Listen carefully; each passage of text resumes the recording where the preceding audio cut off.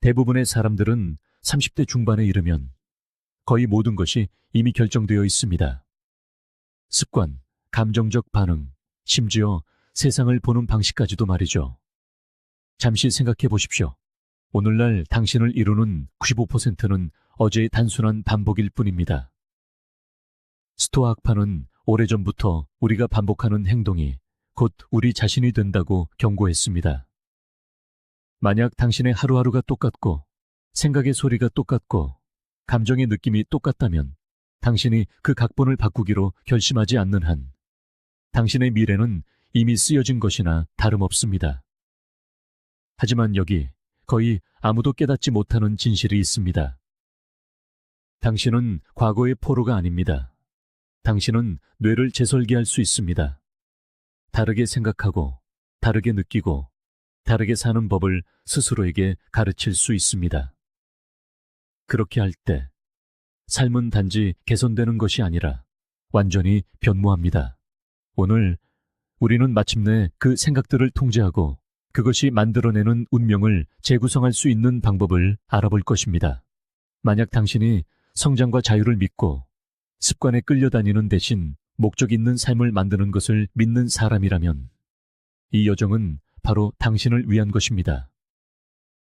그리고 저와 함께 이 지혜의 길을 계속 걷고 싶다면 구독을 고려해 보십시오. 이는 지식을 추구하고 자기 수양을 실천하며 매일 더 의식적으로 살아가겠다는 당신 자신을 위한 선택이자 약속이 될 것입니다. 매일 아침은 새로운 시작처럼 느껴지지만 우리 대부분은 자신도 모르는 사이에 어제를 반복합니다. 눈을 뜨는 순간 첫 본능은 종종 휴대폰을 향합니다. 익숙한 얼굴들, 똑같은 논쟁들, 끝없이 이어지는 헤드라인의 물결, 그리고 숨을 고르기도 전에 머리를 가득 채우는 끊임없는 소음 속을 스크롤합니다. 그러고는 생각 없이 늘 그랬던 것처럼 침대 같은 쪽에서 일어나 같은 커피를 마시고 같은 길로 운전하며 당신 안에서 같은 감정을 유발하는 같은 사람들을 만납니다. 매일같이 그 패턴이 반복됩니다. 편안하게 느껴지고 정상적으로 느껴집니다. 하지만 진실은 그것이 배경에서 조용히 실행되고 있는 하나의 프로그램이라는 것입니다. 마르쿠스 아우렐리우스는 말했습니다. 영혼은 생각의 색깔로 물든다. 우리의 생각이 변하지 않는다면 우리라는 존재의 본질 또한 그대로입니다. 삶은 예측 가능해집니다. 세상이 우리를 제한해서가 아니라 우리가 마치 어제가 내일을 지배하는 것처럼 살기 때문입니다. 자유처럼 보이는 것은 종종 환상에 불과합니다. 우리는 변화를 원하고 더 건강하고 더 행복하고 더 자유로워지기를 원한다고 말하지만 우리의 몸과 마음은 완고하게 습관에 묶여 있습니다. 이것은 당신이 결코 멈추지 않고 연기하는 하나의 각본과 같습니다.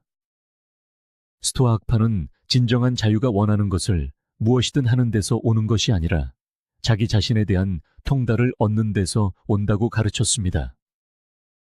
당신이 같은 감정, 같은 반응, 같은 믿음을 반복할 때 당신의 선택은 사실상 선택이 아닙니다. 그것은 리허설일 뿐입니다. 칼 융은 경고했습니다. 무의식을 의식화하기 전까지 그것이 당신의 삶을 지배할 것이고 당신은 그것을 운명이라 부를 것이다. 우리 대부분은 그것을 운명이라 부르지만 실제로는 단지 검토되지 않은 프로그램일 뿐입니다. 약간 다른 의상을 입고 같은 삶을 살게 만드는 프로그램 말이죠. 위험은 단지 그 일상 자체에만 있는 것이 아니라 우리가 그것에 부여하는 감정에 있습니다.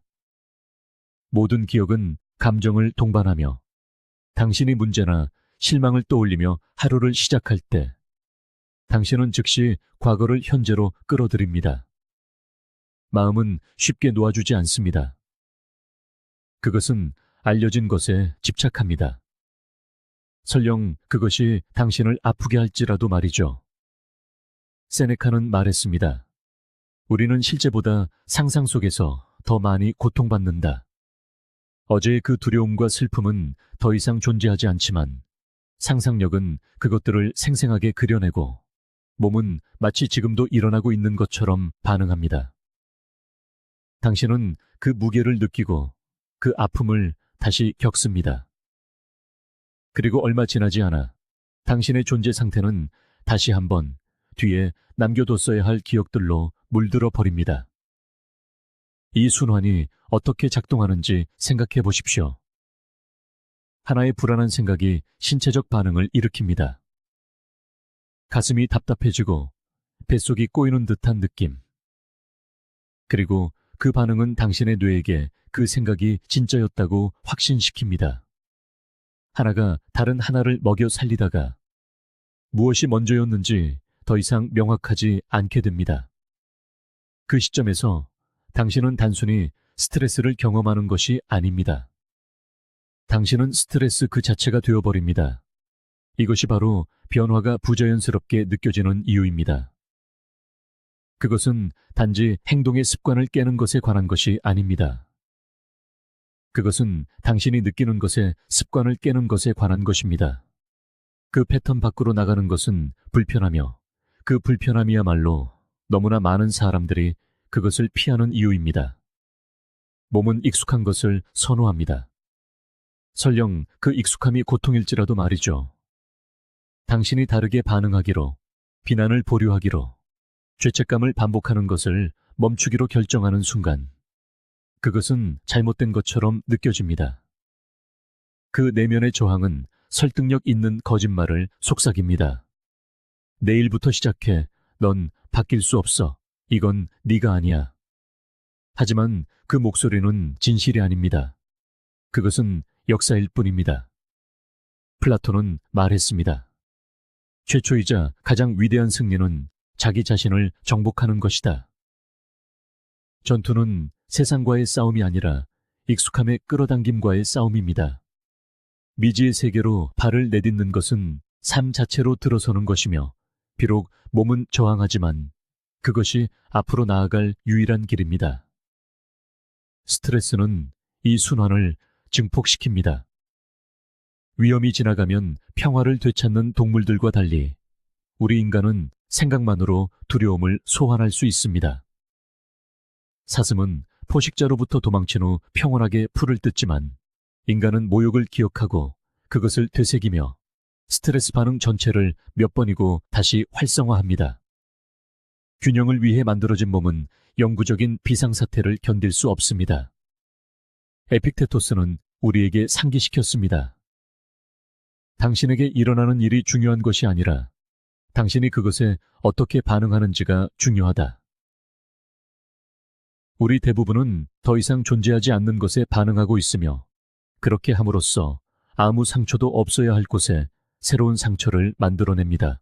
스트레스는 지나가는 상태가 아니라 생활 방식이 되고 결국에는 질병이 됩니다. 하지만 생각이 우리를 병들게 할 수 있다면 생각은 또한 우리를 건강하게 할 수도 있습니다. 우리를 과거에 묶어두는 바로 그 상상력이 우리를 미래로 해방시킬 수 있습니다. 당신의 뇌는 연습된 행동과 실제 경험을 명확하게 구분하지 못합니다. 당신이 명확하게 상상할 때, 변화의 감정을 그것이 도착하기 전에 느낄 때, 당신은 마음의 토양에 씨앗을 심는 것입니다. 시간이 지남에 따라 그 씨앗들은 새로운 습관, 새로운 믿음, 새로운 존재 방식으로 자라납니다. 소크라테스는 말했습니다. 성찰하지 않는 삶은 살 가치가 없다. 없다.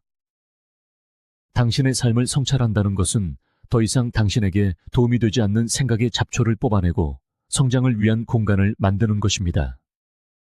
자유는 당신 외부에서 새로움을 좇는 데서 발견되는 것이 아니라 내면에 있는 것을 재설계하는 데서 발견됩니다.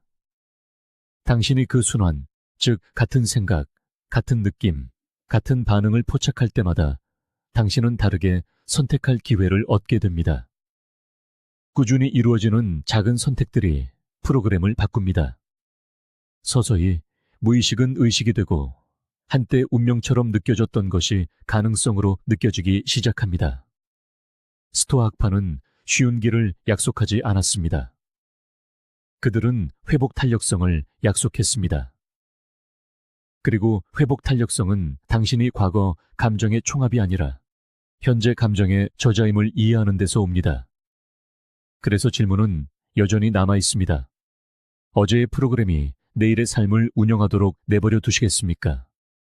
아니면 각본을 되찾아 오시겠습니까? 그 답은 거창한 행동에 있는 것이 아니라 단순한 자각에 잠시 멈추고 선택하고 불편함 속으로 들어서는 용기에 있습니다. 왜냐하면 불편함의 저편에 자유가 있고 자유는 언제나 성찰하는 삶의 진정한 목적이었기 때문입니다. 우리는 종종 매일 내리는 선택이 자유의지에서 비롯된다고 믿습니다. 우리는 스스로가 통제권을 쥐고 있으며 새로운 습관을 시작하거나 행동을 바꾸거나 심지어 삶의 방향을 재구성하기로 결정할 때 그것이 전적으로 우리에게 달려있다고 말합니다.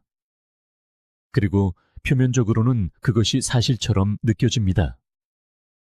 어느 날 아침 당신은 무언가 다른 것을 강렬히 원하며 잠에서 깨어 더 행복해지고 싶어, 더 건강해지고 싶어, 변하고 싶어라고 스스로에게 속삭일지도 모릅니다. 하지만 여기서부터 문제가 복잡해집니다. 의식적인 마음은 그런 것들을 원할지 모르지만 몸은 쉽게 설득되지 않습니다. 몸은 수년간의 반복, 감정과 경험의 순환에 의해 훈련되어 왔고 그것들은 기억 속에 깊이 새겨져 있습니다. 몸은 당신이 원한다고 말하는 것을 듣지 않습니다. 수십 년 동안 연습해온 것을 듣습니다. 당신의 몸을 숲속에서 단 하나의 길만 배운 고집센 동물이라고 생각해 보십시오. 당신은 숲 가장자리에 서서 새로운 방향을 가리킬 수 있지만 그 동물은 습관적으로 늘 걸었던 그 길로 돌아갈 것입니다. 그 길은 익숙합니다. 비록 그것이 고통, 스트레스, 죄책감, 의심, 좌절로 이어진다 할지라도 안전하게 느껴집니다. 이것들은 몸이 유창하게 구사하는 언어입니다. 그리고 익숙한 것이 항상 미지의 것보다 쉽게 느껴지기 때문에 당신의 마음이 아무리 크게 변화를 외쳐도 몸은 당신을 끌어당겨 옛 패턴으로 되돌려 놓을 것입니다.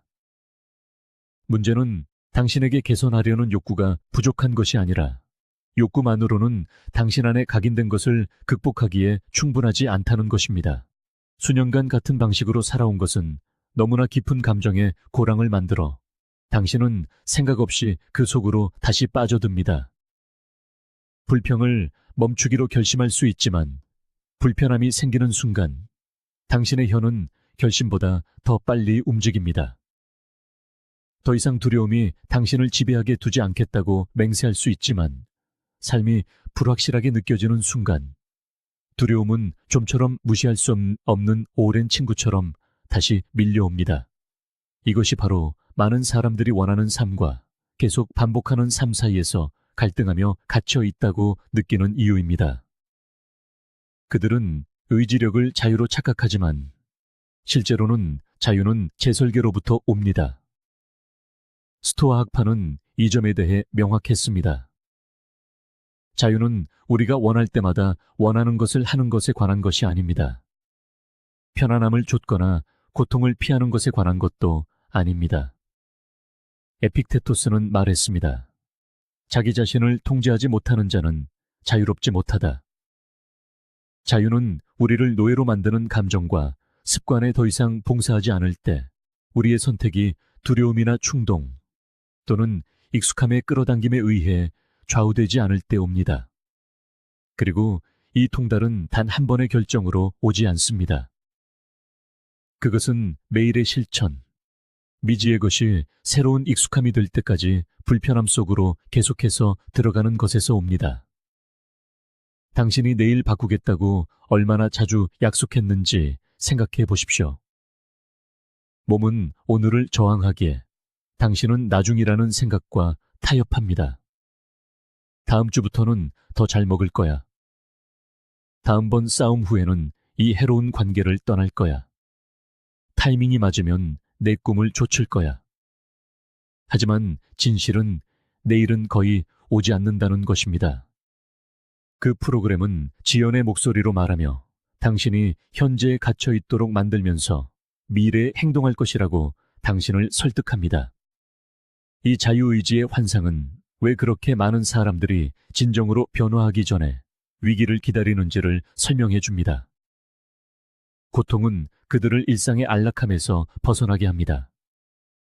상실, 질병, 실연 또는 비극은 마음이 몸의 방향을 바꿀 기회를 가질 수 있을 만큼 몸을 흔들어 놓습니다.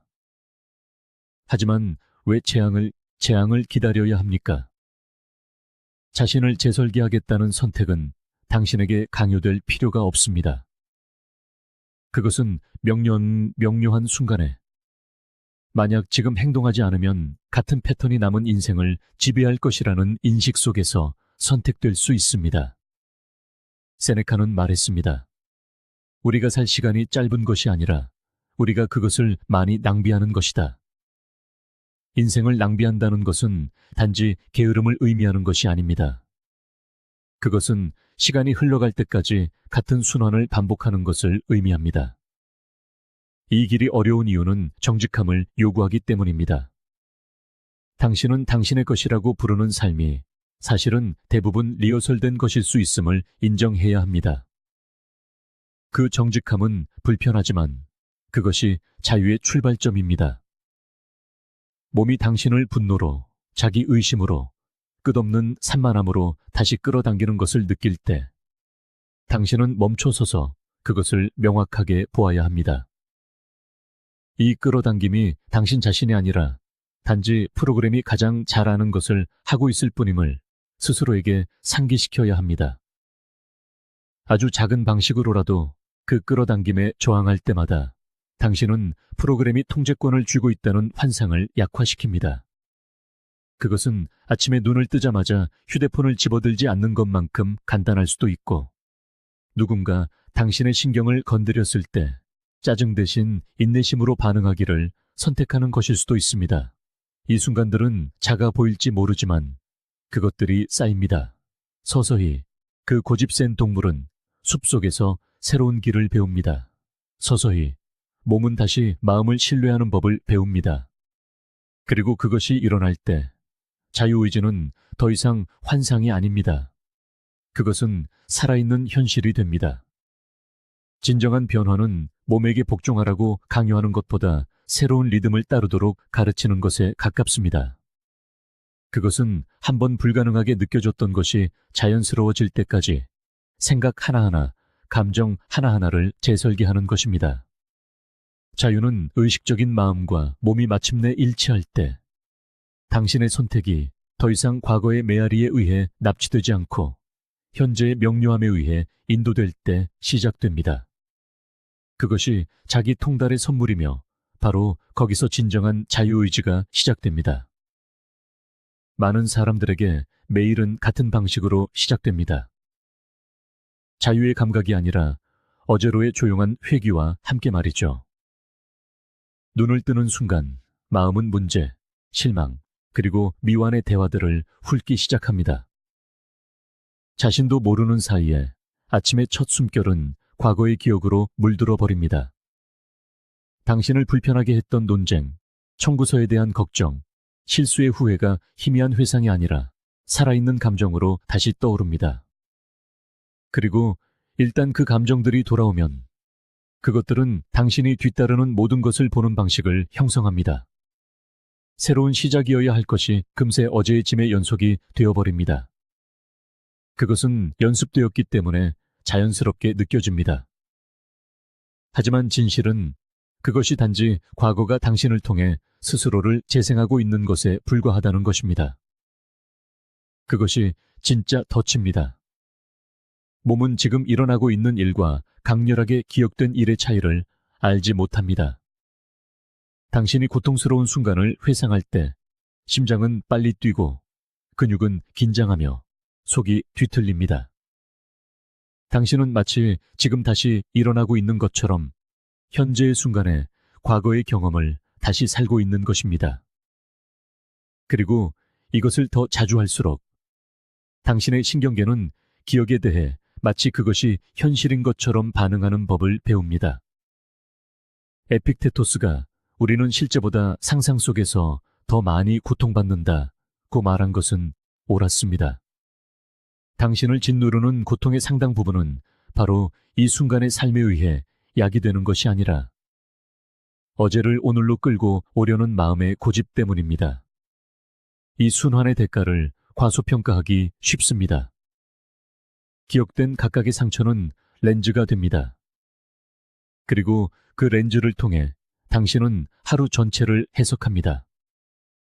만약 당신이 배신에 대해 생각하며 깨어난다면 신뢰는 불가능해 보일 것입니다. 만약 당신이 실패를 되새기며 깨어난다면 기회는 손에 닿지 않을 것처럼 느껴질 것입니다. 과거는 모든 현재의 경험을 자신만의 색조로 물들이는 필터처럼 작용합니다. 그리고 곧 현재는 더 이상 진정으로 현재가 아닙니다. 그것은 단지 변장한 과거일 뿐입니다. 마르쿠스 아우렐리우스는 관찰했습니다. 당신의 삶의 행복은 당신 생각의 질에 달려있다. 만약 그 생각들이 전적으로 기억에서 빌려온 것이라면 행복은 이미 일어난 일에 인질로 잡힌 채 잠겨있게 됩니다. 더 깊은 위험은 이 반복된 기억들이 정체성으로 굳어진다는 것입니다. 실망을 충분히 오래 회상하면 당신은 더 이상 그것을 일어났던 어떤 일로 보지 않습니다. 당신은 그것을 당신 자신으로 봅니다. 슬픔은 당신의 본성이 됩니다. 불안은 당신의 평범함이 됩니다. 분노는 당신의 성격이 됩니다. 그리고 마음과 몸이 이러한 감정들에 익숙해지기 때문에 그것들을 넘어서려는 어떤 시도에도 저항합니다.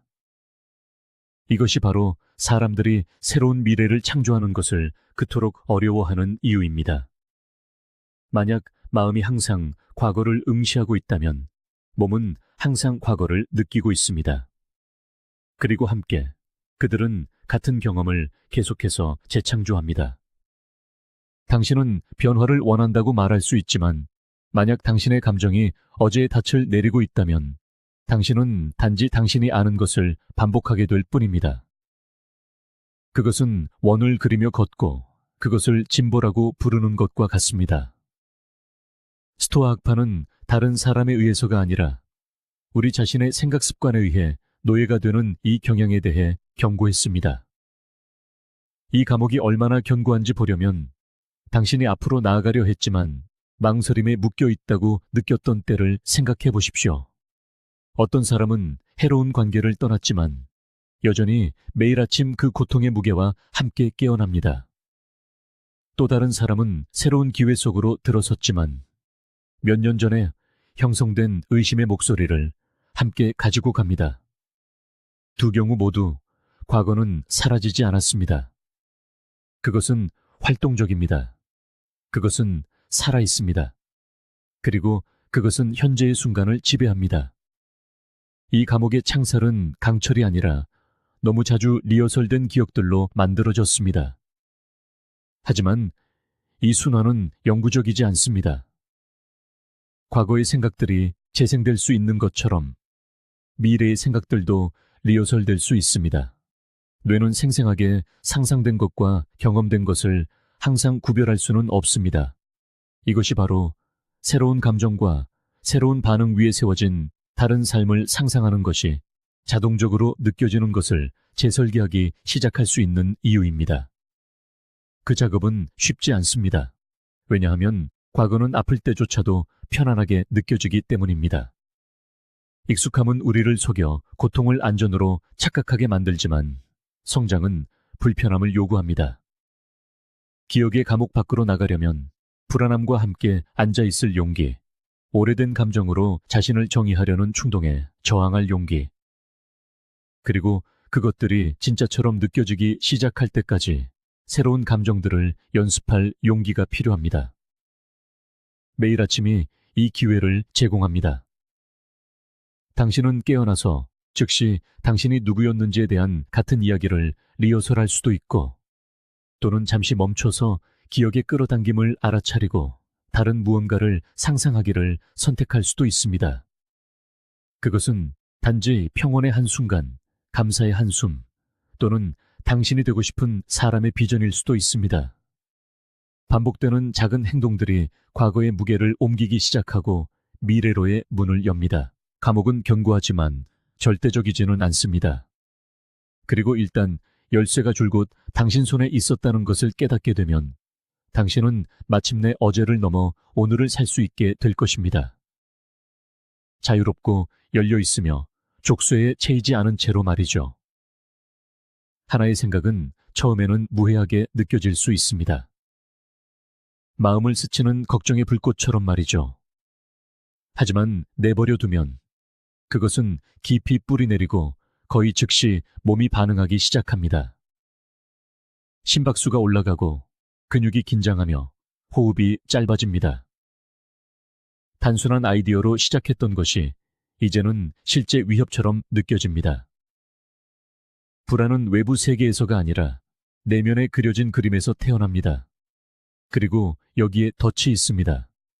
그 불안은 그것을 만들어낸 생각을 확인시켜 줍니다. 마음은 말합니다. 봐, 넌 위험에 처해 있어서 몸이 마치 사실인 것처럼 떨고 있잖아. 그 순환은 깊어지고 생각과 감정은 서로를 먹여 살리며 너무나 팽팽한 고리를 만들어 얼마 지나지 않아 당신은 더 이상 하나를 다른 것과 분리하지 못하게 됩니다.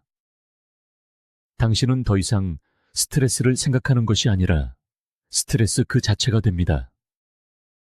이것이 바로 변화가 부자연스럽게 느껴지는 이유입니다. 그것은 단지 행동의 습관, 즉 담배를 끊고 험담을 피하고 일상을 깨는 것에 저항하는 것만이 아닙니다. 그것은 그 습관들을 동반하는 감정들을 잊는 것에 관한 것입니다. 몸은 걱정하고 슬퍼하고 두려워하는 것이 어떤 느낌인지 기억해 왔습니다. 그리고 당신이 새로운 무언가로 발을 내디디려 할 때 몸은 게을러서가 아니라 가장 잘하는 감정들을 놓아줄 수 없기 때문에 저항합니다. 그 고리가 얼마나 빨리 형성될 수 있는지 생각해 보십시오. 나는 실패할 거야. 그들이 나를 거절할 거야. 나쁜 일이 일어날 거야. 와 같은 단 하나의 두려운 생각이 즉시 몸을 자극합니다. 그러면 몸의 떨림이 그 생각을 확인시켜 줍니다. 마음은 말합니다. 그래, 그게 틀림없어. 내가 얼마나 불안한지 봐. 그리고 그렇게 순환은 계속됩니다. 칼 융은 당신이 저항하는 것은 지속된다고 말했습니다. 그 뿌리를 이해하지 못한 채 감정과 더 세게 싸울수록 그것들은 당신 자신의 저항에 의해 강화되어 더욱 강하게 돌아옵니다. 그러면 그 고리는 정체성으로 굳어집니다. 불안은 단지 지나가는 상태가 아니라 나라는 존재가 됩니다. 슬픔은 일시적인 기분이 아니라 영구적인 특성이 됩니다. 그리고 곧 사람은 더 이상 감정을 경험하는 것이 아니라 그 감정들로 살아가게 됩니다. 이 순환이 강력한 이유는 마음이 미쳐 말을 하기도 전에 몸이 감정을 예상하도록 조건화하기 때문입니다. 한때 수치심을 느꼈던 방에 걸어 들어가면 생각이 형성되기도 전에 얼굴이 붉어집니다. 한때 의심을 유발했던 작업에 앉으면 시작하기도 전에 몸이 안절부절 못하게 됩니다. 감정적 기억이 의식적 선택보다 앞서 달려가며 당신을 다시 그 고리 속으로 끌어들입니다. 마르쿠스 아우렐리우스는 경고했습니다. 당신은 외부 사건이 아니라 당신의 마음에 대해 힘을 가지고 있다. 이것을 깨달으면 당신은 힘을 찾을 것이다. 하지만 우리는 너무나 자주 이 힘을 잊어버리고 몸에 새겨진 오래된 각본에 굴복하며 어제의 감정들을 마치 피할 수 없는 진실인 양 되새깁니다. 이 반복의 고리는 스스로에게 보상하기에 더욱 견고해집니다. 모든 감정에는 그에 상응하는 화학작용이 따르기 때문입니다. 몸은 익숙한 스트레스 호르몬의 칵테일에 중독되고 그것이 해롭다는 것을 알면서도 자연스럽게 느껴집니다. 이 고리에서 벗어난다는 것은 생각에 저항하는 것뿐만 아니라 감정 자체에 금단 현상을 견뎌내는 것을 의미합니다. 많은 사람들이 더 나은 길을 알면서도 낡은 습관으로 돌아가는 이유가 바로 이것입니다. 몸은 고통스러울지라도 자신이 아는 것을 갈망합니다.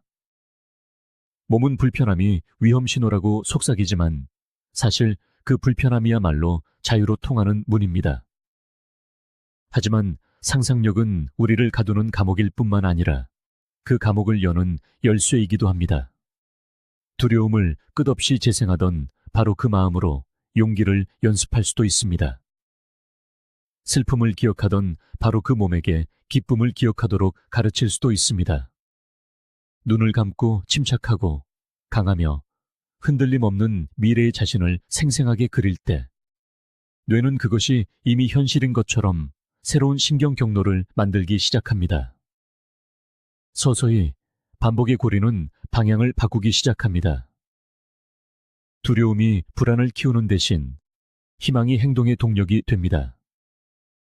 의심이 나약함을 확인시키는 대신 비전이 강인함을 확인시켜 줍니다. 상상력은 적이 아닙니다. 그것은 잡초와 꽃이 모두 자라는 토양이며 무엇이 무성하게 자랄지는 당신의 관심이 결정합니다. 이 과정에는 인내가 필요합니다.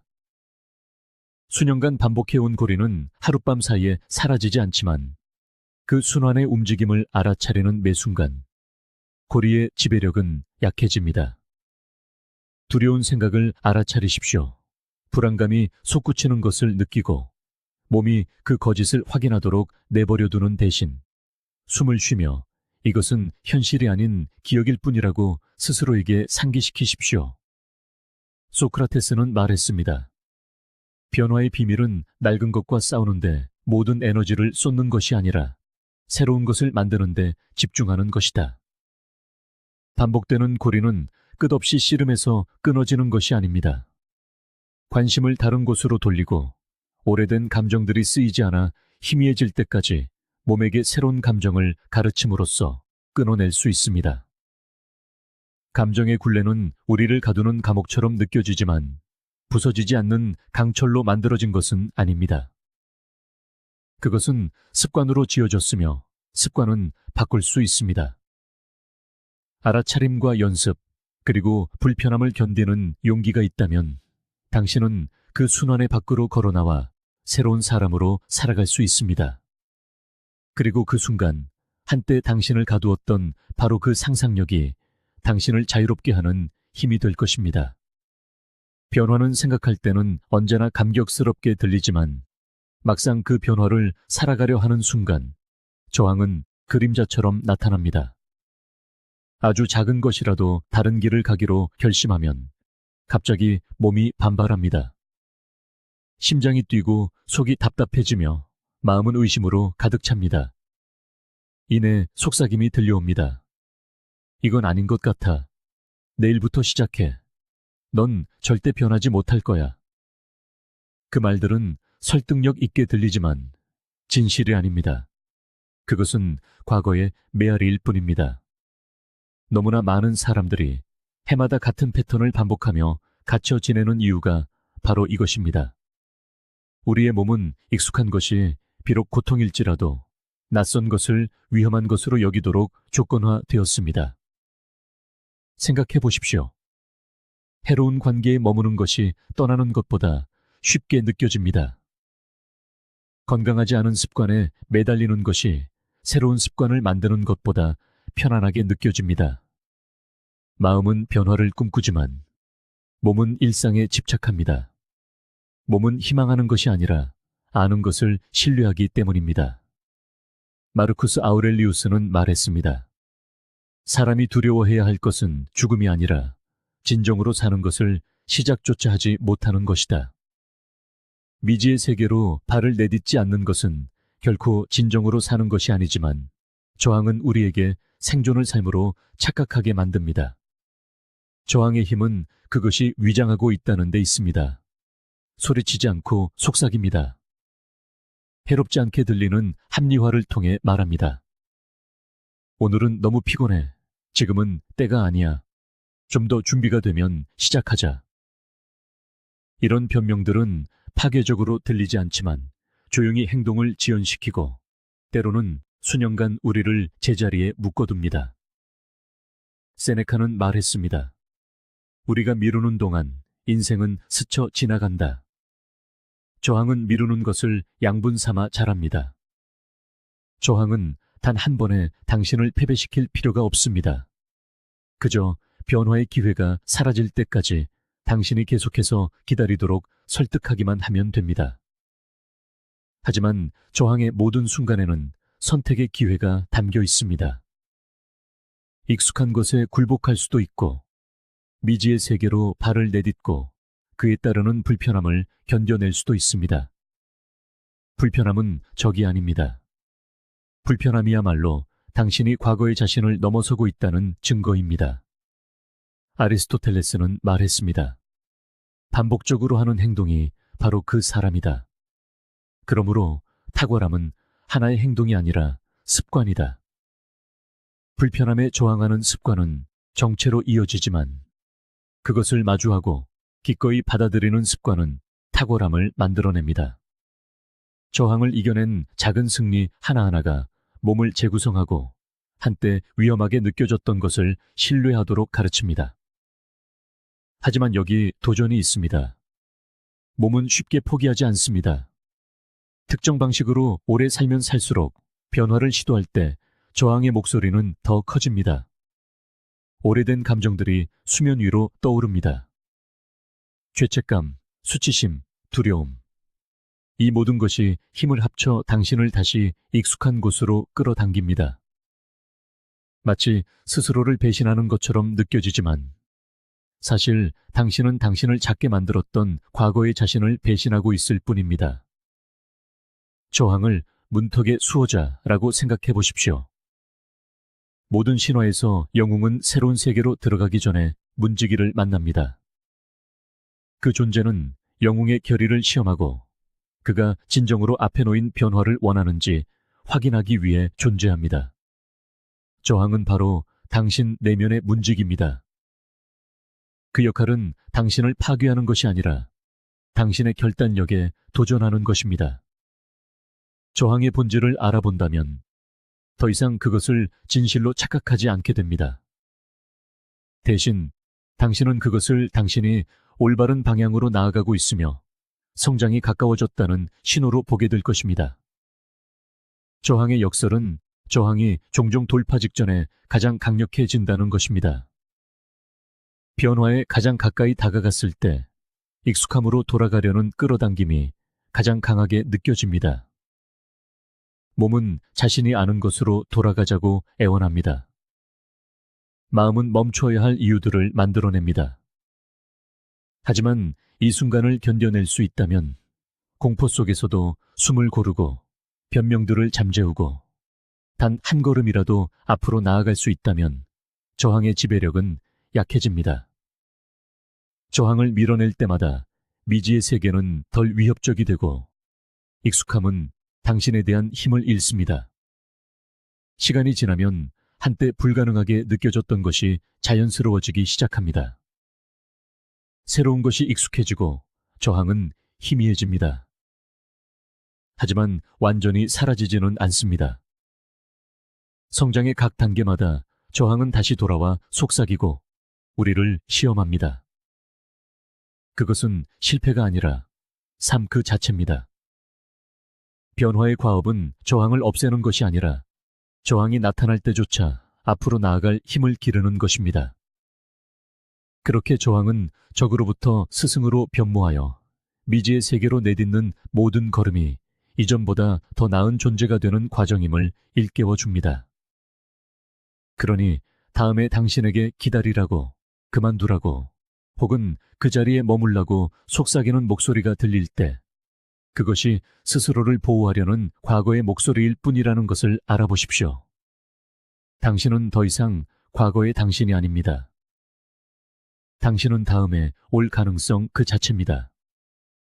그리고 저항에도 불구하고 행동하기로 선택하는 순간 당신은 자유를 되찾고 당신을 기다리고 있던 삶 속으로 걸어 들어가게 될 것입니다. 스트레스는 결코 영원한 동반자가 될 운명이 아니었습니다. 자연계에서 스트레스는 짧은 순간 폭발하는 에너지이자 위험의 순간에 생명을 보호하기 위해 설계된 생존 도구입니다. 늑대에게 쫓기는 사슴을 상상해 보십시오. 사슴의 몸은 아드레날린으로 넘쳐나고 모든 근육은 달릴 준비를 합니다. 사슴이 탈출하면 그 사건은 끝납니다. 사슴은 다시 풀을 뜯으며 몸의 균형을 회복합니다. 스트레스 반응은 그렇게 설계되었습니다. 일시적이고 목적이 있으며 이내 해소되는 것입니다. 하지만 인간은 이 단순한 설계를 복잡하게 만듭니다. 사슴과 달리 우리는 스트레스를 유발하기 위해 포식자가 필요하지 않습니다. 단 하나의 생각, 마음속에서 되풀이되는 오래된 말다툼, 혹은 실패의 기억만으로도 동일한 생존 반응이 활성화될 수 있습니다. 몸은 실제 위험과 상상 속 위협의 차이를 구분하지 못합니다. 그래서 우리 중 많은 이들이 단 몇 분이 아니라 며칠, 몇 주, 심지어 몇 년 동안 비상사태 속에서 살아갑니다. 이 끊임없는 경계 상태는 익숙해졌기 때문에 평범하게 느껴질지 모르지만 결코 자연스러운 것이 아닙니다. 어떤 시스템도 영원히 위기 모드로 생존할 수는 없습니다. 몸이 스트레스 호르몬으로 가득 차면 면역 체계는 약해지고 소화 기능은 저하되며 수면의 깊이는 얕아집니다. 우리를 살아있게 하고 건강하게 유지하는 바로 그 기능들이 생존이라는 환상을 위해 희생됩니다. 마르쿠스 아우렐리우스는 말했습니다. 만약 당신이 외부의 어떤 것으로 인해 고통받는다면 그 고통은 그것 자체 때문이 아니라 그것에 대한 당신의 판단 때문이다. 스트레스의 무게는 세상 자체에서만 오는 것이 아니라 우리의 생각과 기억에 부여하는 의미에서 비롯됩니다. 우리는 종종 무의식적으로 위험이 결코 끝나지 않는 것처럼 살아가기로 선택합니다.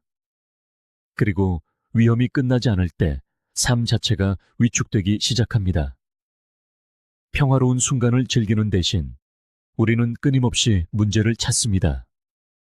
현재에 안주하는 대신 다음 위기를 예상합니다.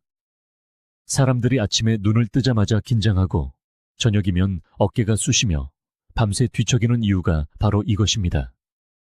그들은 언제나 싸우거나 도망칠 준비가 되어 있어야 한다고 확신하는 몸 안에서 살고 있는 것입니다.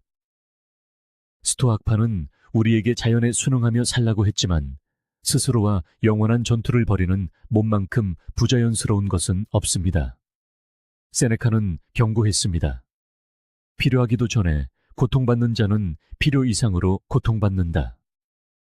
스트레스는 실제 역경의 순간뿐만 아니라 결코 오지 않을지도 모를 역경을 예상하며 우리를 고통스럽게 합니다. 스트레스가 지금 일어나고 있는 일이 아니라 일어날지도 모를 일에 대한 예행 연습에서 얼마나 자주 발생하는지 생각해 보십시오. 직장에서의 갈등을 기억하면 몸은 그것을 다시 체험합니다. 사랑하는 사람과의 말다툼을 상상하면 마치 그 말들이 이미 오간 것처럼 몸은 준비태세에 들어갑니다. 교통체증, 재정적 걱정, 혹은 아주 사소한 불편함조차도 그 순간과는 전혀 어울리지 않는 과도한 반응을 촉발합니다. 칼 융은 신경증은 언제나 정당한 고통의 대체물이다 라고 말했습니다. 우리 현대인의 스트레스 대부분이 바로 이것입니다. 침묵을 채우기 위해 만들어진 고통, 상상 속 위협에 대한 반응인 동시에 삶의 진정한 도전들은 방치됩니다. 시간이 지나면 스트레스는 단순한 반응을 넘어 정체성이 됩니다. 사람들은 마치 불안하고 지치고 소진된 상태가 영원한 꼬리표인 양 자신을 묘사합니다. 이러한 자기 동일시는 탈출을 더욱 어렵게 만듭니다. 마음이 스스로를 스트레스라고 믿을 때 몸은 그에 순응하고 악순환은 더욱 단단해지며 비상 모드는 기본값이 됩니다. 에픽테토스는 우리에게 상기시켰습니다. 우리를 불안하게 하는 것은 사건 그 자체가 아니라 그것에 대한 우리의 판단이다. 우리의 생각과 경험에 내리는 판단이 우리가 한번 고통받을지 아니면 끝없이 고통받을지를 결정합니다. 하지만 스트레스는 적처럼 느껴질지라도 스승이 될 수 있습니다. 스트레스는 우리가 어디서 가장 취약한지, 우리의 기대가 현실과 어떻게 충돌하는지, 우리의 판단이 어떻게 진실을 왜곡하는지를 보여줍니다.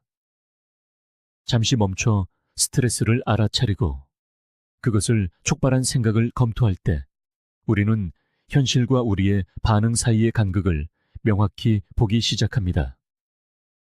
아리스토텔레스는 말했습니다.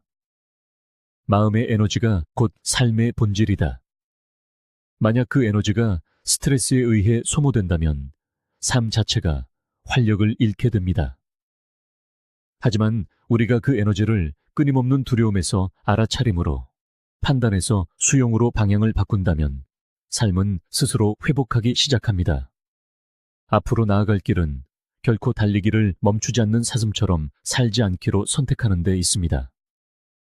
스트레스는 언제나 우리를 찾아오겠지만 우리를 소유할 필요는 없습니다. 자연은 혼란 뒤에 균형이, 혼돈 뒤에 평온이 따르도록 의도했습니다. 우리가 그 리듬을 존중할수록 우리는 더 강해집니다. 이 진실에 대한 저항은 우리를 약하게 만들지만 그것과의 조화는 우리에게 회복력을 줍니다. 스토아 학파는 평화가 어려움을 없애는 데서 오는 것이 아니라 우리 자신을 잃지 않고 어려움을 마주하는 데서 온다는 것을 알았습니다. 스트레스는 방치하면 조용한 파괴자가 되지만 일단 이해하고 나면 균형으로 돌아갈 시간이라는 신호가 됩니다. 그러니 다음에 스트레스가 차오를 때 그것을 알아차리십시오. 그것이 명령이 아니라 신호이며 운명이 아니라 선택이라는 것을 인식하십시오. 더 많은 생각과 두려움으로 스트레스에 먹이를 줄 수도 있고 잠시 멈춰 숨을 쉬며 몸이 자연스러운 상태로 돌아가도록 허락할 수도 있습니다. 당신이 쫓기는 늑대는 대부분 마음속에만 존재합니다. 그리고 일단 그것을 깨닫고 나면 당신은 달리기를 멈추고 현재로 돌아와 자연이 언제나 의도했던 자유 속에서 살기 시작할 수 있습니다. 과거가 무겁게 느껴진다면 그것은 당신이 수년간 가꾸지 않은 정원을 거닐고 있기 때문입니다. 모든 원망, 모든 후회, 실패에 대한 모든 반복된 기억은 제멋대로 퍼지도록 방치된 잡초와 같습니다. 오래 머물수록 뿌리는 더 깊게 자라나고 마침내 정원은 가능성이 아닌 이미 지나간 것들의 그림자만을 비추게 됩니다. 앞으로 나아가려면 그 뿌리를 뽑아야 합니다. 분노나 원망이 아닌 알아차림으로 말입니다. 그것들이 더 이상 당신에게 도움이 되지 않는 낡은 이야기의 잔해임을 있는 그대로 바라보는 것입니다. 마르쿠스 아우렐리우스는 말했습니다. 한 사람의 인생은 그의 생각이 만들어내는 것이다. 당신의 생각이 잡초라면 당신의 인생은 무성한 잡초밭이 됩니다. 당신의 생각이 힘과 비전의 씨앗이라면 당신의 인생은 성장의 밭이 됩니다. 이 과정은 새로운 생각을 심는 것에서 시작하는 것이 아니라 마음의 토양을 준비하는 것에서 시작됩니다. 씁쓸함과 자기 연민이 여전히 땅을 뒤덮고 있는 동안에는 새로운 씨앗을 뿌릴 수 없습니다. 알아차림은 굳은 땅을 파헤치는 삽입니다. 그것은 낡은 패턴이 돌아올 때 마음이 비난에 매달리거나 상처를 되새길 때를 알아차리는 것을 의미합니다. 더 이상 자라게 하고 싶지 않은 것에 물을 주지 않겠다고 결심하는 것입니다. 이 작업은 불편하게 느껴질 수 있습니다. 익숙한 잡초들은 종종 나는 나의 분노다, 나는 나의 실패다, 나는 나의 죄책감이다 와 같이 정체성으로 위장하기 때문입니다. 하지만 칼 융은 우리에게 상기시켰습니다. 나는 나에게 일어난 일이 아니다. 나는 내가 되기로 선택한 것이다. 뿌리를 뽑는 행위는 선택권을 되찾는 행위이며 어제의 정체성이 내일의 성장을 좌우하도록 내버려두지 않겠다는 거절입니다. 토양이 정리되면 씨앗을 심기 시작합니다. 그리고 무엇을 심는지가 중요합니다. 모든 생각은 씨앗입니다. 자신에 대한 모든 비전은 씨앗입니다. 다른 반응, 다른 존재 방식에 대한 모든 예행 연습은 씨앗입니다. 뇌는 상상과 실제 경험을 명확히 구분하지 못합니다. 폭풍 속에서 침착한 자신을, 갈등 속에서 인내하는 자신을, 혹은 도전 앞에서 자신감 넘치는 자신을 생생하게 그릴 때, 뇌는 그것이 이미 사실인 것처럼 신경회로를 연결하기 시작합니다. 마음속 리허설은 연습이 되고, 연습은 본성이 됩니다. 세네카는 말했습니다.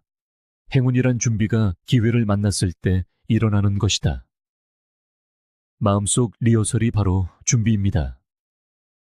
당신이 되고 싶은 자신의 모습을 더 많이 연습할수록 삶이 그것을 실현할 기회를 주었을 때 당신은 더 준비되어 있을 것입니다. 씨앗을 되는 대로 심는 것만으로는 충분하지 않습니다. 씨앗에는 보살핌이 필요합니다. 반복, 인내, 그리고 영양이 필요합니다. 잡초가 한 번에 사라지지 않듯이 계속 경계하지 않으면 낡은 습관은 되돌아옵니다. 마음의 정원은 꾸준함 속에서 번성합니다.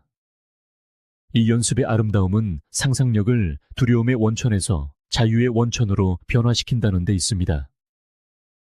이전의 삶에서 상상력은 실패를 되새기거나 두려움을 증폭시켰을지 모릅니다. 이제 상상력은 힘을 연습하고 내일이 오기 전에 내일을 살아보는 무대가 됩니다. 에픽테토스는 이렇게 썼습니다. 먼저 자신이 어떤 사람이 되고 싶은지 스스로에게 말하라. 그리고 해야 할 일을 하라. 이것이 바로 미래를 심는 것의 본질입니다.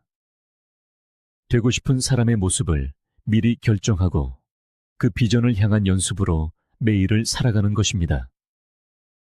하지만 미래를 심기 위해서는 불완전함에 대한 인내가 필요합니다.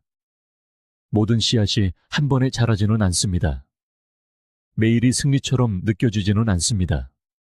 어떤 아침에는 낡은 잡초들이 돌아와 아무것도 변하지 않았다고 속삭일 것입니다. 이것은 자연스러운 일입니다. 어떤 정원도 하룻밤 사이에 변하지 않습니다. 중요한 것은 즉각적인 결과를 요구하는 것이 아니라 반복이 열매를 맺을 것이라고 믿는 끈기입니다. 좌절도 있을 것이고 분노나 의심에 빠지는 날도 있을 것이며 과거의 잡초가 다시 흙을 뚫고 나오는 순간도 있을 것입니다. 하지만 이 또한 과정의 일부입니다. 알아차리는 모든 행위, 잡초를 뽑는 모든 순간은 당신의 성장 능력을 강화합니다. 시간이 지나면 당신이 심은 씨앗들이 더 강하게 피어나기 때문에 잡초는 덜 눈에 띄게 됩니다. 한때 억지로 하던 일이 자연스럽게 느껴지기 시작합니다. 한때 노력처럼 느껴졌던 것이 정체성이 됩니다. 이런 방식으로 미래를 심는 것은 일회성 행위가 아니라 평생에 걸친 수행입니다. 그것은 자신을 과거의 산물로 보는 것이 아니라 당신의 되어감을 가꾸는 정원사로서의 자신을 바라보는 매일의 결심입니다. 모든 생각, 모든 선택, 모든 리허설이 또 다른 씨앗입니다.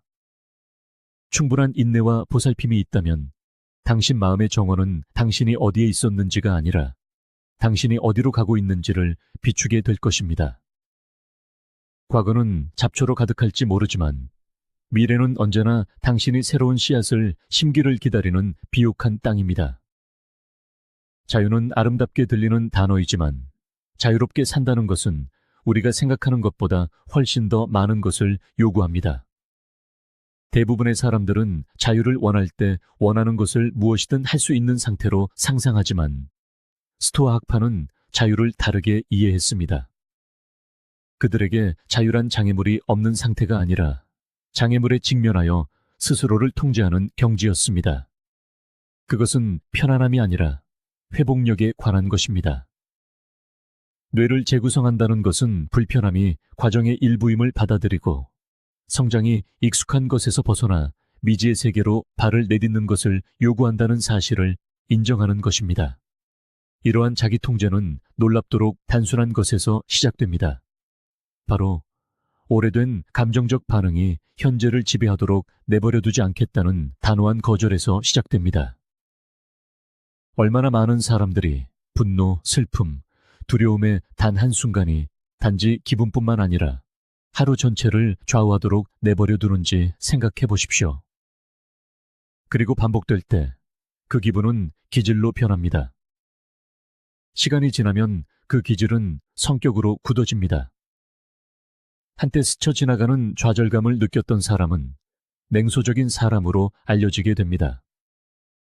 한때 불안을 느꼈던 사람은 불안한 사람으로 정의됩니다. 이것이 정체성이 형성되는 방식입니다. 의식적인 선택이 아니라 반응에 대한 반복적인 굴복을 통해서 말입니다. 세네카는 경고했습니다. 용감한 자만이 자유롭다. 여기서 용기란 감정의 폭풍이 삶의 방향을 결정하도록 내버려 두지 않고 오히려 그 지배력을 짧게 하고 빠르게 균형을 되찾는 용기를 의미합니다. 물론 이 작업은 쉽지 않습니다. 과거는 낡은 습관과 익숙한 고통의 형태로 당신에게 속삭이며 끈질기게 매달립니다.